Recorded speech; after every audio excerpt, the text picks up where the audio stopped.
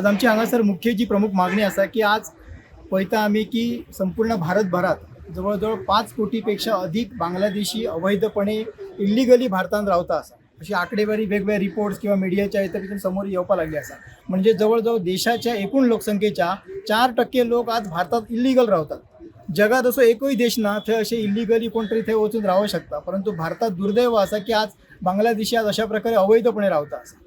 आज जर बांगलादेशीन जर आम्ही पळयला तर बांगलादेशीन कशा पद्धतीने हिंदूंचे अत्याचार सुरू असा, हिंदूंची देवळां थंय पडटा, हिंदूंच्या संतांका आज थंय तुरुंगात डांबून दवरले असा. तर ह्या सगळ्या परिस्थितीन आज भारतान ह्या सगळ्यांका पायघड्यो कित्याक घातले जातात. त्यामुळे आम्ही ह्या माध्यमातून मागणी करता की भारतात जे जे कोण बांगलादेशी अनधिकृतपणे रावता असा, अगदी गोयचो जरी विचार केलो तर गोंयान फाटी सीएमानच एका इंटरव्यून सांगलं की फाटी 22 मेळ्ळे म्हणून अशें. परंतु 22च न्ही, आज जर तुम्ही वेगवेगळ्या भागात तुम्ही फाटी जे पोलिसांनी जे टेनंट ड्राईव्ह घेतले तेतून सुद्धा लक्षात आयले की प्रत्येक ठिकाणी त्यांना खंय बांगलादेशी मेळ्ळे, खंय कोणी रोहिंग्या मेळ्ळे आणि ते काही जण डॉक्युमेंट नाशिल्ले. तर ह्या सगळ्यांच्यावर कठोरात कठोर कारवाई जावची.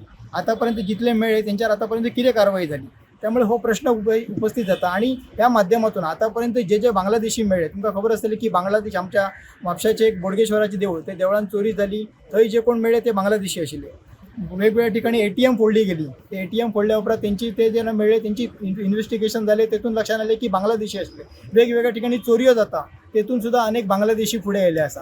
काही ठिकाणी बलात्काराची घटना आता 2024ची आकडेवारी फुडें आयली की जवळजवळ 106 वर्षभरात म्हणजे जवळजवळ 3 दिसांनी एक रेप गोंयान जाता, अशा प्रकारची भयानक आणि गंभीर अशी आकडेवारी असा. हेतून सुद्धा कितले बांगलादेशी असा हे सुद्धा सरकारान उघडकीस हाडचे. आणि ही सगळी गंभीरता जर लक्षात आयली तर गोंयान NRC लागू करचो, जसो आसाम राज्यान लागू केलो. आणि बेगिनात बेगीन जे जे कोण असा इल्लिगली बांगलादेशी घुसपेट रावता त्यांना हांगासून आकलून लावपाची अशा प्रकारची मागणी या माध्यमातून आम्ही करता. वेगवेगळे संघटना झाल्यामुळे हिंदूचे लोक कमी दिसता, आपली शक्ती प्रदर्शन करतात. नाही, बिलकुल ना. आता कशें आसा की अनेक वेगवेगळ्या ठिकाणी आंदोलन चालू आसा, वेगवेगळ्या ठिकाणी कार्य सुरू आसा, परंतु हे प्रातिनिधीक आंदोलन आसा. आम्ही महिन्यासून एकदा हांगा एकटे येता आणि जे काही हिंदूंचे सार्वत्रिक मागणे आसा ते हांगा दवरपाचो प्रयत्न करता आसा. वेगवेगळ्या ठिकाणी तुम्ही पहिले असले की आता देवस्थानां सुद्धा पुढे येवपा लागली आसा. 70तल्या काही देवस्थानी अशा प्रकारचे निर्णय घेतले. हांगा पेडण्या काही देवळांनी निर्णय घेतला की आता विविध ठिकाणी जागृती ही जावपाक लागली आसा, हिंदू समाजात पुढे येवपा लागला आसा.